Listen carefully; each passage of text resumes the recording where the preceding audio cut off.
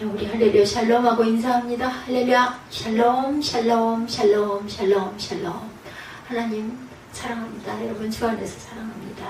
네, 오늘 요한복음 17장 15절에서 19절 어떻게 거룩하게 우리는 살 수 있는지 17장 15절에서 19절 다시 한번 보죠. 내가 비옵는 것은 그들을 세상에서 데려가시기를 위함이 아니요 다만 악에 빠지지 않게 보존하기를 위함이니라. 내가 세상에 속하지 아니한 같이 그들도 세상에 속하지 아니하였사옵나이다. 그들을 진리로 거룩하게 하옵소서. 아버지의 말씀은 진리이니라 말씀하고 있어요. 아버지의 말씀은 진리이시죠. 18절에 아버지께서 나를 세상에 보내신 것까지 나도 그들을 세상에 보내었고 또 그들을 위하여 내가 나를 거룩하게 하오니 이는 그들도 진리로 거룩함을 얻게 하려 함이니이다. 네, 우리가 어떻게 하면 거룩하게 살 수 있을까요? 우리가 경험하는 가장 놀라운 하나님의 역사가 무엇인가? 우리가 거룩하게 변해가는 것이죠. 변해가야만 온전한 은혜 가운데 있는 저와 여러분이라는 거죠. 예수께서 그렇게 되라 해달라고 하나님께 기도하셨기 때문이에요. 그 이유는 하나님께서 예수님을 믿는 사람들을 거룩하게 만들어 가세요. 이것이 우리에게 일어나는 가장 놀라운 기적이다. 17절에 보니 그렇게 말씀하죠. 그들을 진리로 거룩하게 하옵소서. 아버지의 말씀은 진리이다. 그들을 거룩하게 하옵소서.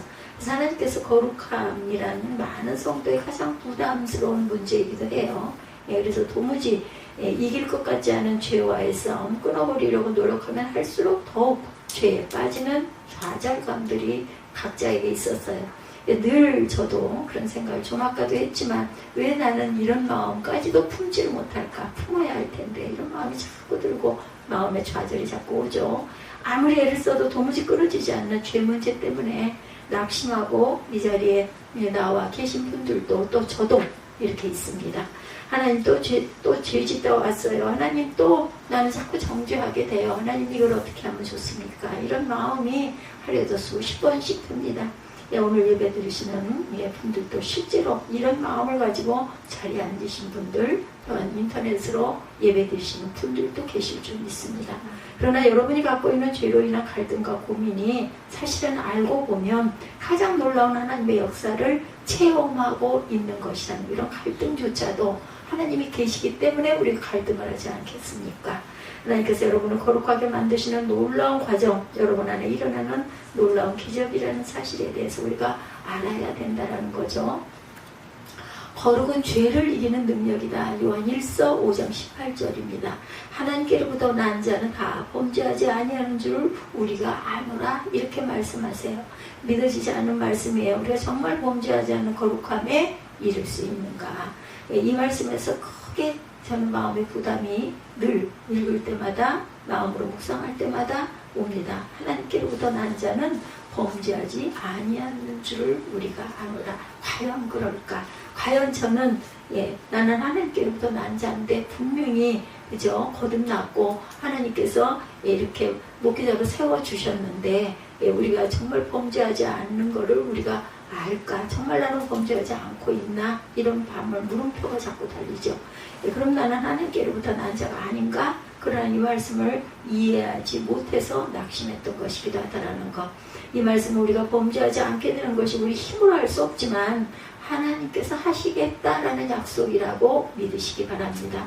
요한일서 5장 18절 하반절에 보면 이런 말씀이 있어요. 우리가 범죄하지 않는 것은 우리 노력으로 범죄하지 않게 되는 것이 아니고 하나님으로부터 오신 분이 내 안에서 나를 지키면서 악한 자가 나를 만나지 못하게 해주신다. 누구의? 성령이시죠. 하나님께로부터 나신 자가 그를 지키심에 악한 자가 그를 만지지도 못하느니라. 요한일서 5장 18절 하반절에 말씀하고 계세요. 우리 안에 오신 예수께서 우리를 죄짓지 않게 하신다. 우리 안에 오신 예수가 누구세요? 성령 하나님이시죠. 그러니까 거룩하게 되어라가 아니고 거룩하게 되게 되어 있다라는 것입니다. 우리가 예수님을 구주로 영접하면 거룩하게 되어가고 있는 거예요. 하나님의 제자들에게 거룩하게 살라고 명령하지 않고 하나님께서 저들을 거룩하게 하옵소서 하셨다는 사실을 우리가 절대 잊어서는 안 되겠다. 하나님께서 그들을 거룩하게 하옵소서. 아멘. 예수께서 어떻게 기도하셨는지 주목해 보시기 바랍니다. 예수님께서 하나님께 우리를 진리로 거룩하게 하옵소서 라고 기도하셨어요. 17절에 저희를 진리로 거룩하게 하옵소서. 아버지의 말씀은 진리입니다. 그럼 결국 뭐예요? 성경 말씀으로 우리는 자꾸 거룩하게 변화되어 가고 있다. 거룩하게 변화시켜 주신다. 우리가 예수님을 믿고 난 다음에 거룩한 사람으로 변화되는 것은 예수님은 진리라는 아버지의 말씀이라고 하셨는데, 갈라디아서 2장 5절에 의해서 복음을 말하는 것임을 알 수가 있어요. 우리가 어떻게 거룩하게 되어 가는지를 잘 알아야 되겠다는 거예요. 우리가 노력하고 결심해서 절대 거룩하게 될 수가 없습니다. 십자가 복음으로 거룩하게 되는 것이다. 요한 1서 1장 7절 말씀에 의하면 주의 보혈은 우리의 모든 죄에서 우리를 깨끗하게 하시고 이렇게 말씀하고 증거합니다. 히브리서 9장 12절 말씀에도 주의 보혈은 영원한 속죄함을 주셨다라고 증거합니다. 로마서 5장 9절 말씀에도 주의 보혈은 우리를 의롭게 해준다고 말씀하세요. 히브리서 13장 12절에도 주의 보혈은 우리를 거룩하게 해주신다. 같은 말씀을 하고 계세요. 거룩함은 우리 노력으로 이루어지는 것이 아니고, 우리가 노력해서 우리 죄가 깨끗하게 되는 것도, 우리가 영원히 속죄함을 받는 것도, 우리가 의로워지는 것도, 우리가 거룩해지는 것도 아니고, 예수님의 십자가 보혈로 하나님께서 우리를 이미 거룩하게 하셨다라는 거예요. 하나님의 약속의 말씀으로 이루어지는 것이다. 진리가 우리를 거룩하게 하오니. 그렇죠? 복음의 말씀은 놀랍지만 이 말씀만으로 거룩한 삶을 살지 못하는 사람도 너무나 많아요. 예수님의 보혈로 지은 죄를 용서받았다고만 믿지 실제로 거룩한 삶을 온전히 잘 살지는 못한다. 그것은 진리의 말씀만 아니라 진리 그 자체이신 예수께서 우리와 함께 하심을 정확히 모르기 때문이다. 우리가 복음의 말씀으로 죄 씻음을 받은 정도까지만 알지 거룩한 삶을 살지 못한다라는 것. 우리가 예수를 믿는다고 하는 것은 너무나 놀라운 일인데, 예수님이 실제로 우리 안에 오셨다라는 거죠. 예수님은 내가 곧 길이요 진리요 생명이라고 말씀하세요. 요한복음 4장 6절 말씀이죠. 진리이신 예수께서 진리의 영이신 성령으로 우리 안에 오셨어요. 우리와 함께하고 계시죠. 어떤 결단할 때 우리 어떻게 해요? 마음으로 묵상하면서 기도할 때, 우리가 제가 초기 때 은혜 많이 받고 막 정말 방언으로 막 오래오래 기도하고 막 이럴 때는 정말 너무 막 계속 밀물처럼 감사가 막 쏟아져 나오고 막 그냥 그저 내 마음 속에서 막 하나님께 막 우리 이 말씀을 드리는데 입으로는 이상한 말이 계속 나오면서 반복해서 막 정말 엄청나게 철철철철 울면서 기도했었는데, 이게 더 단계가 있고 때가 있구나라는 것을 저는 많이 느낍니다. 요즘에 오면서는 어떤 부분에 마음이 들어오면 그 말씀을 놓고 마음으로 하나님이고 어떻게 해요 할 때도 있고, 아니면 말씀을 읽다가 문득 성령께서 내 안에 답을 탁 주실 때가 있고, 아니면 정말 번개처럼 그런 얘기들 많이 하잖아요. 잠깐 찰나적으로 기도할 때 마음에 확신 같은 마음으로 다가올 때도 있고, 누가 하세요? 성령께서 하시는 거예요. 그 마음이 온전할 때, 성경에 비추어 봐서 맞을 때, 그럴 때 하나님께서 성령께서 나에게, 이 미련한 나에게 이런 마음으로 딱 정확한 답을 주고 계시는구나. 그리고 내가 원하는 게 아닌데, 내가 예를 들어 그럴 때 있잖아요. 내가 바라는 것일 때는 자꾸 그걸 연상을 하게 돼요. 이렇게 되면 정말 좋겠어. 나 이거 입었으면 좋겠어. 저 어때요 오늘? 이거 좀 처음으로 이렇게 알록달록 색상 있는 이것을 아들이 너무너무 나를 위해서 만들어진 옷이래. 이걸 보고 그렇게 칭찬을 하는 바람에 제가 세상에 하나님께서 태어나게 해주셔서 태어난 날이기에 오늘은 내가 꼭 그 옷을 좀 입어보는데, 정말로 옷이 너무 편해요. 어디 하나도 이렇게 끼거나 땡기거나 뭐가 좀 따갑거나 이런 게 전혀 없어. 근데 이제 영상에 비친 내 모습은 저 목사가 맨날 하얀 남방이나 브라우스만 입더니 웬일로 자켓을 입었다 해도 흰빛 계통으로 그죠, 자꾸만한 이렇게 점이 있거나 반짝이가 있거나 이런 걸 입었는데, 오늘은 웬일로 저렇게 컬러풀하게 입었나. 그런, 혹시 저를 보시는 분들, 스쳐 지나가시는 분들이 있을지 모르는데 어땠는지 저도 궁금합니다. 제 모습을 좀 볼 거예요. 이렇게 이것보다 더 놀라운 일은 없어요. 우리 안에서 성령께서 응답 주시고 정확하게 답을 주시고, 어제도 정말 공고하게 제가 수영을 하면서 너무 힘이 들어서, 하나님 이거 아시죠? 제가 여기서 멈추면은 포기하면 안 되는 거잖아요. 이게 꼭 뭐 무슨 내가 뭐 이걸 안 하면 막 절대로 안 돼, 이런 고집을 부리는 게 아니라 이렇게 조금씩 허물어지다 보면 계속 허물어지니까, 하나님 이거는 꼭 제가 아무리 힘이 들어도 또 하나님이 나랑 동행하시고 나를 보호하고 계시잖아요. 근데 정말 너무나 힘이 드네요. 어떻게 하죠? 앞으로 10몇 바퀴가 남았는데요. 내가 조금 한 30분 일찍 올 걸 그랬나 봅니다. 라고 이런 마음으로 하다가 보니까 어느 사이에 없어. 아무도 없어. 다 나갔어. 나 혼자만 수영을 하고 있더라는 거죠. 그래서 아이고 하나님 감사합니다 하고 오히려 끝까지 하고 서너 바퀴를 더 하고 나왔어요. 그러니까 그 고비가 있어요. 그거를 어떻게든지, 그러니까 고비가 있어서 이거를 내가 어떻게 하고 갈등하면서 기도하고 한두 두세 바퀴를 왔다 갔다 하다 보니까는 계시던 분들이 끝나서 나가신 건지 아니면 다른 레인으로 넘어가신 건지는 모르지만 어쨌든 나 혼자 수영을 하고 있더라는 거죠. 그래서 아주 편안하게 마무리를 잘하고 나왔다가 또 어떤 분하고 어떤 간증 비슷한 얘기를 하다가 제가 좀 지각을 했어요. 하더라고 약속을 했는데, 그래서 그랬더니 전화를 한 통 했더라고. 왜 전화했니? 그랬더니 하도 안 나와서 전화를 했다고. 그래서 내가 어떤 분하고 안 그래도 10몇 분 정도는 일찍 나올 건데 그러다 보니까 내가 좀 늦었다고 얘기를 했습니다. 이보다 더 놀라운 사실이 없죠. 우리는 예수를 단순히 지식으로만 알아서, 제가 그런 마음을 늘 품어요. 다른 분들도 이러시겠지. 다들 얘기를 안 할 뿐인 거지. 저는 이제 막 계속 증거를 하는 거고, 그분들도 아마 나처럼 이러실 거야. 어떤 마음과 갈등이 있을 때, 아니면 겁이 나고 놀랄 때, 이걸 도대체 어떻게 헤쳐가야 할지 모르겠을 때, 기가 막힐 때, 그때는 할 수 있는 게 없잖아요. 뭐 누구하고 상의를 한들 상대방이 내 말을 들어주는 그 사람은 뭐 어떻게 다 해답을 줄 수도 없죠. 오히려 그분도 오히려 짐이 되고 더 답답할 수도 있어요. 그래서 그런 말을 해서 뭐해? 이렇게 포기할 때도 있죠. 근데 이렇게 내 안에서 성령께서 내 어떤 뜻과 어떤 마음을 너무나 잘 아시고 응답을 탁탁 주실 때, 반대적인 응답이 있을 때도 있어요. 너 그러지 마라 뭐 이럴 때가 더 많기도 하죠. 그랬을 때 또 마음을 비우려고 노력을 합니다. 내 마음대로는 안 되지만 그렇게 넘어간 적은 또 얼마나 많았는지. 그래서 예수께서 가시면서 그랬잖아요. 내가 여기 있는 것보다 내가 가는 게 너에게 유익하다. 왜냐하면 국한된 데만 내가 너희들하고 함께 있지만 내가 가고 나면 영을 너희 모두에게, 나를 원하는 너희 모두에게 내가 내 영을 줄 수 있기 때문이다 라는 걸 저는 참 감사합니다. 오늘 19절에도 또 그들을 위하여 내가 나를 거룩하게 하오니 이는 그들도 진리로 거룩함을 얻게 하려 함이니이다. 이렇게 대답하고 있습니다. 예수님이 거룩하신 것이 어떻게 제자들이 거룩한 것이 되고 어떻게 우리가 거룩한 것이 될 수 있겠는가? 우리에게 예수님은 생명이 되시기 때문에, 제가 말씀드린 것처럼 이렇게 함께 하시기 때문이라는 거죠. 그렇기 때문에 내가 나를 거룩하게 하오니 이는 그들도 진리로 거룩함을 얻게 하려 함이니이다.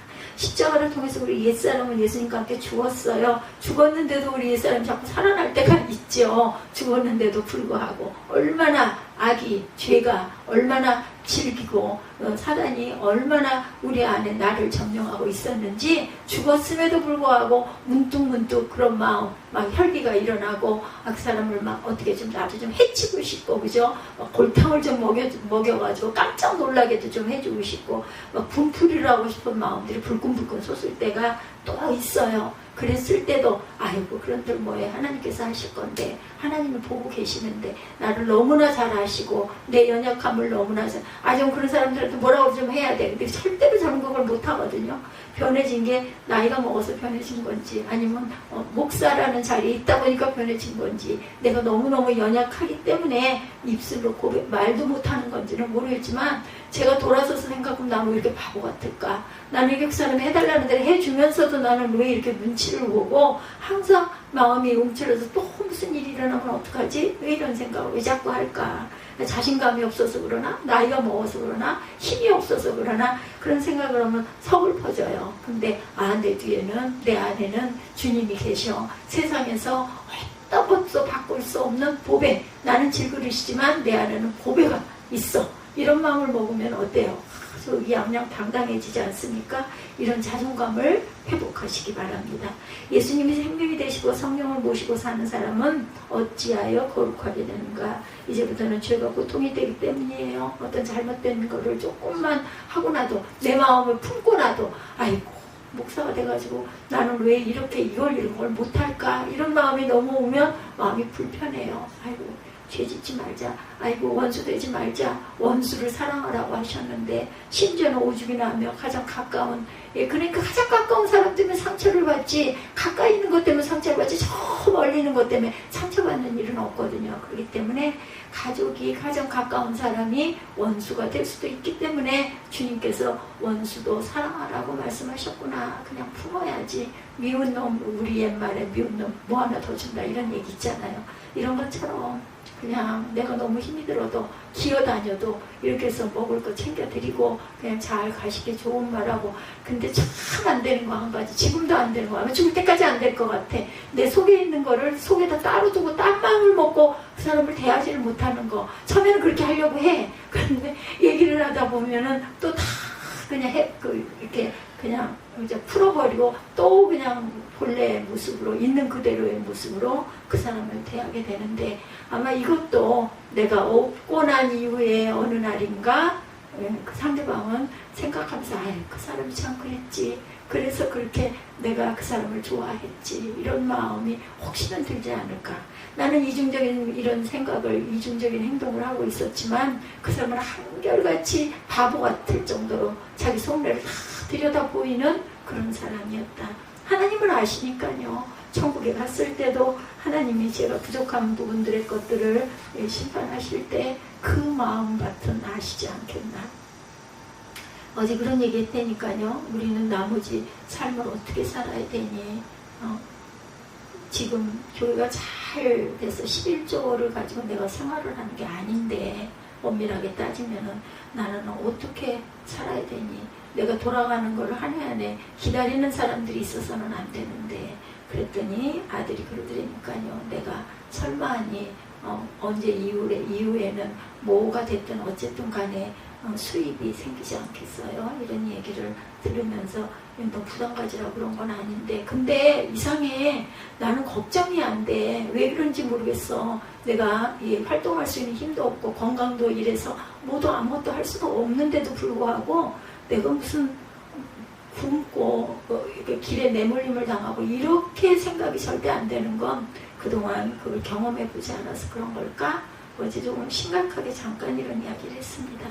우리가 성령을 모시고 살게 되면서는 죄가 고통이 돼요. 뭔가 누구인가 눈을 흘겼어. 누구인가 좋지 않은 말을 막 속상해서 막 했어. 순간. 그러고는 금방 내가 왜 그랬지? 아이고 아버지 잘못했어요. 이런 마음이 든다는 거죠. 그전에는 어떤 사람들은 저는 결코 이런 적은 없어요. 죄가 즐거우면 누구에게가 막 심하게 불어넣고 오히려 후련했던 이런 기억들도 있을 거예요. 그러나 성령을 모시고 살면서부터는 뭔가를 거리끼는 마음을 이중적인 마음을 하고 나면은 막 마음에 부담이 옵니다. 고통이 되기도 합니다. 예수께서 우리의 생명이 되심으로 우리 안에 일어나는 변화는 죄가 고통이 되는 것이다. 에베소서 4장 30절이에요. 하나님의 성령을 근심하게 하지 말라. 그 안에서 너희가 구원의 날까지 인치심을 받았느니라. 죄는 성령을 근심하게 한다는 거예요. 그래서 우리가 죄를 짓고 나면은 너무나 마음이 불편해요. 그리고 정말 잘못했네. 왜 내가 이런 마음을 자꾸 가져서 이렇게 마음이 불편하게 이렇게 했을까. 그냥 금방 그런 마음이 들고 아이고 하나님 죄송합니다. 누군가를 안 보고 싶은 사람을 끝까지 안 보지를 못해요. 결국 그러다 보면은 또 보고 우리가 주변에서 볼 때는 어째 저렇게 결단력도 없을까 이럴 수도 있는데 하나님은 원수까지도 사랑하라고 하셨는데 생활 안에서 원수일 수도 있죠. 잘못 만난 관계일 경우에 참 길이 잘못되고 그렇게 되다 보면 어려운 길을 가게 돼요. 그러다 보니 자녀들에게 누를 끼치게 되고 너무너무 미안한 삶을 살게 됩니다. 근데 그 생명도 구원을 받게 하시려고 내게 붙여주셨다면 이것도 내가 감수하고 가야 되는 게 아닐까. 언젠가, 내가 없는 언젠가는 그 사람도 온전한 회개를 하고 고쳐지지 않을까. 또 올라가면 그것도 위해서 계속 기도해야 되겠죠. 우리 안에 생명이 되심으로 우리 안에 일어나는 변화는 죄가 고통이 된다. 하나님의 성령을 근심하게 하지 말라. 그 안에서 너희가 구원의 날까지 인치심을 받았느니라. 죄는 성령을 근심하게 합니다. 성령님이 근심하면 우리 마음이 아파요. 고통이 옵니다. 눈물이 나죠. 그래서 우리가 죄에서 벗어나게 된다라는 거. 죄로 인하여 여러분 마음이 고통스러우십니까? 성령께서 근심하기 때문이에요. 그전에는 그렇지 않았는데 하나님이 기뻐하지 않는 어떤 생각이나 말이나 행동 때문에 마음이 불편해지는 거. 아유, 내가 이러면 안 되는데. 그래서 눈과 눈 사이에 눈이 마주쳤을 때 그래도 그냥 보낼 수는 없잖아. 하필이면 눈이 마주쳤는데 왜 또다시 얼굴을 보게 됐던 그러한 일들. 우리 마음이 고통스러울 때 기뻐하고 감사하기 바랍니다. 성령님이 여러분 안에서 역사하시기 때문이다. 성령의 역사가 없을 때 죄에 대해서 무감각해요. 그래서 죄가 부끄러운 줄도 모르게 됩니다. 오히려 죄가 어떻게 보면 통쾌하고 즐겁기까지 합니다. 유혹이죠. 죄가 유혹이 되고 달콤하면 결코 죄를 이길 수가 없어요. 결심해도 노력해도 가둬놓아도 혈서를 써도 안 돼요. 그 죄가 우리를 끝까지 따라다니죠. 시내리 굿을 하려는 여인에게 귀신을 내어 쫓는 기도를 했던 적이 있었던 어떤 분의 이야기입니다. 멀쩡하게 앉아있던 여인이 예수님의 보혈로 덮어주시기를 기도하기 시작하자 소리를 지르며 막 발악을 하더라는 거예요. 살기 든든한 눈으로 내가 어떻게 여기까지 왔는데 난 안 가, 난 안 나가 하며 험한 말을 하기 시작하더랍니다. 몇 사람이 붙였고 아무리 애를 써도 더욱 완강하게 본인의 의지가 필요하다고 생각해서 예수님을 부르라고 하자 입을 꼭 다물고 거부하더라는 거죠. 정말 구원받기를 원하느냐 물었는데 대답을 안 해요. 자꾸 확인하자 자기는 신임 받기를 원한다 이렇게 대답을 하더랍니다.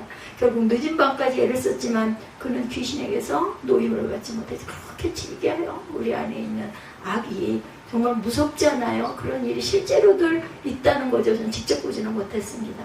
보혈의 한 방울이면 모든 마귀와 귀신을 모아놓고도 그들을 물리칠 수 있는데 본인의 마음이 원치 않으면 그래서 뭐를 주셨어요? 하나님이 자유의지를 주셨어요. 이 길을 갈 것인지 저 길을 갈 것인지.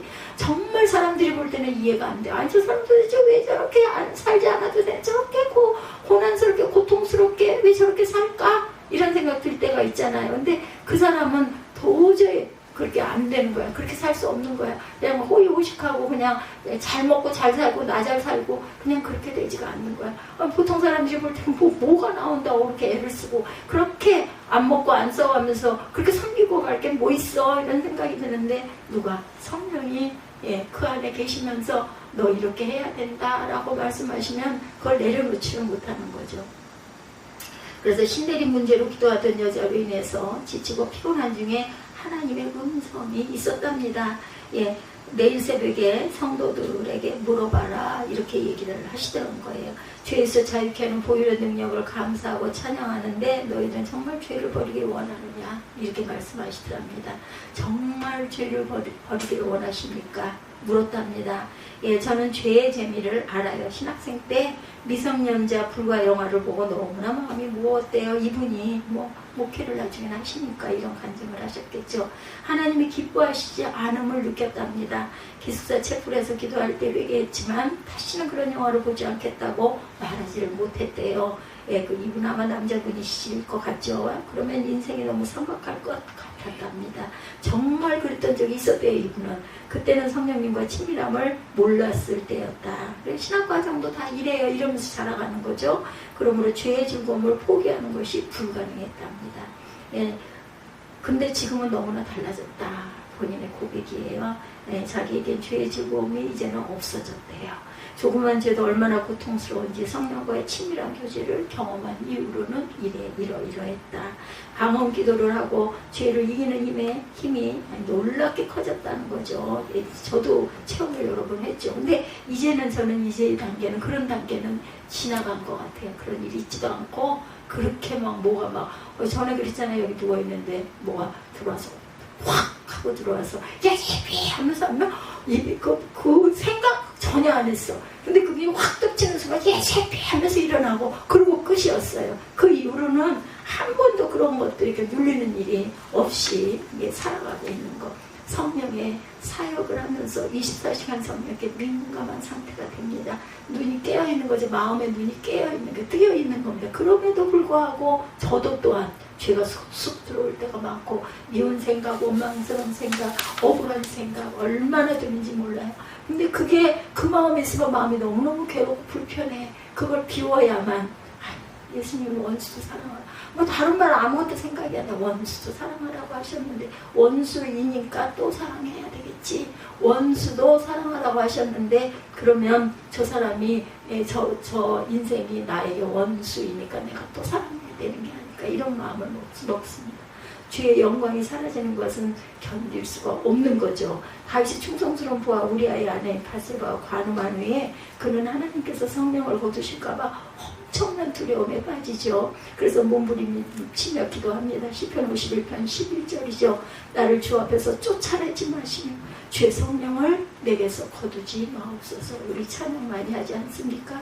다윗이 늘 성령님의 감동을 느끼며 살았기 때문에 이런 고백을 하는 거예요. 그래서 성령님을 거둔다는 것은 죽음과도 같은 것임을 압니다.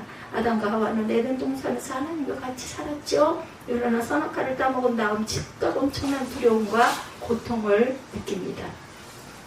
창세기 3장 8절이에요. 그들 그날 바람이 불 때 동산에 거니시는 야훼 하나님의 소리를 듣고 아담과 그의 아내가 야훼 하나님의 낯을 피하여 동산 나무 사이에 숨은지라 이렇게 말씀합니다. 그들이 바로 전까지 하나님과의 친밀한 교제를 나누었기 때문에 하나님과의 친밀함이 두려움으로 바뀌는 것이 얼마나 고통스러운지를 몰랐던 거예요. 우리는 성령을 모시고 살게 되면서부터 죄가 고통스러워지기 시작을 했어요. 그죠? 뭔가 잘못하려고 할 때 어때요? 저는 팔다리에 힘이 하나도 없어져요. 생각만 해도 팔다리에 힘이 하나도 없어지고 몸이 부들부들 떨립니다. 그것이 정리가 돼야 마음이 편안해지고 몸에 힘이 돌기 시작을 하죠. 성령께서는 우리가 죄 짓게 되면 토해내게 하셔요. 우리를 죄에서 다시 거룩하게 만드시기 위해서인 거죠.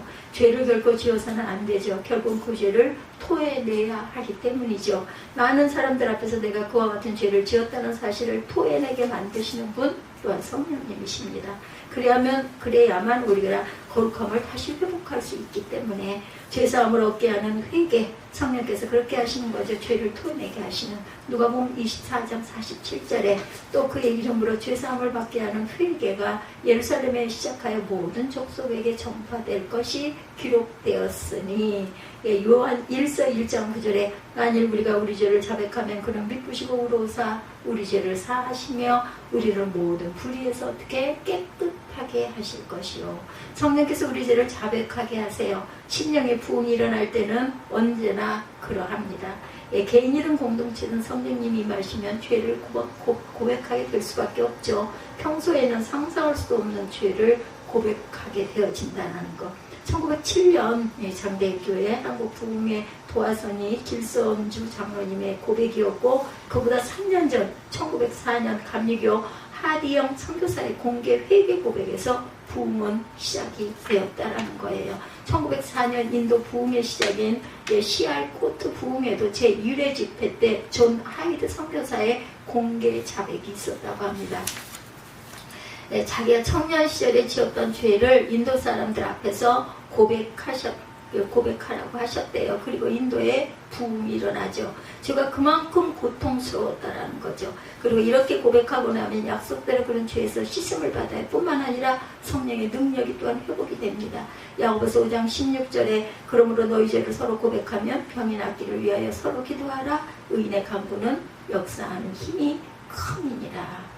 성령님과 친밀함이 없는 사람은 죄가 무감각해지고 유혹이 되고 즐거움이 됩니다. 이런 상태가 되는 것을 우리가 조심해야 되죠. 하나님께서 결코 이러한 사람에게 복을 주실 수가 없어요. 세상에서도 그렇지만 반드시 죽을 것이라고 말씀하죠. 로마서 8장 13절입니다. 너희가 육신대로 살면 반드시 죽을 것이로되 영으로서 몸의 행실을 죽이면 살리니. 어느 목사님께서 한 여집사님과 상담한 말씀을 하셨는데 그 집사님이 뜨거운 은혜를 체험했대요. 방언의 은사도 받고 입신도 해서 천국도 보고 왔다고 하더랍니다. 그분 신앙생활이 너무 즐겁고 행복했답니다. 근데 남편이 아직 예수를 믿지 않아요. 저녁마다 술이 만취한 상태로 들어오고 하는 말마다 사탄이 좋아하는 말만 골라서 해요. 같이 사는 것이 아주 끔찍하더랍니다. 이 집사님이. 근데 교회에 오면 목사님들이 너무 멋있더래요. 은혜를 알고 나니 대화가 통하고. 그런데 어떤 목사님 한 분이 마음에 자리를 잡게 되었대요. 이 여자 성도님 마음속에. 이분과 함께 살면 얼마나 좋을까 간절한 마음이 들었대요.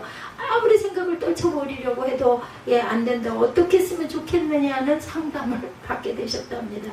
목사님께서 그 여성도님에게 이것이 유혹이 된다면 차라리 나의 영혼을 거두어 달라고 기도하세요. 이렇게 말했대요. 그랬더니 그 여접사님의 음질하며 놀라더랍니다. 그것이 성도님 영혼을 위하여 철학이 났습니다. 그리고는 정신이 돌아왔대요. 요한복음 8장 24절에서 예수께서 말씀을 듣고 정신 차리지 못하고 회개하지 않은 바리새인들에게 너희가 너희 죄 가운데 죽으리라 이렇게 말씀하고 계세요. 죄에 대해서 단호해야 된다는 것. 죄 중에 사는 것은 저주의 길을 가고 있는 것이고 그것은 멸망의 길인 것을 분명히 알아야 되겠다. 하나님이 결코 복을 주실 수가 없어요. 그리고 여러분이 죄에 대한 태도가 분명하면 반드시 거룩한 길로 가게 되어 있다는 것을 잊지 않는 저와 여러분들이 되시기 바랍니다. 하나님이 그렇게 하세요. 성령께서 그렇게 인도하십니다.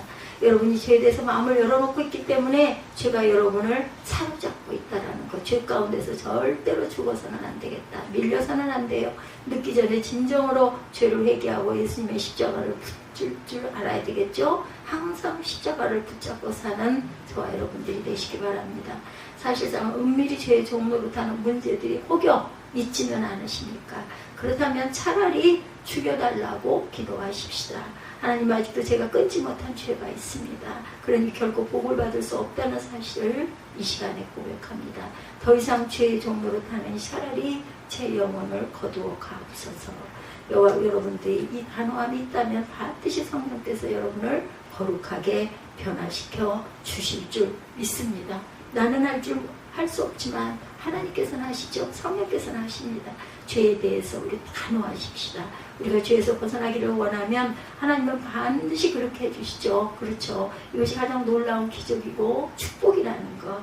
우리가 항상 이러한 기도로 항상 주님 거룩하기 원합니다. 거룩하신 것보다 모든 것들 거두어 주옵소서 하고 기도하시는 저와 여러분이 되시기를 주님의 이름으로 축복합니다.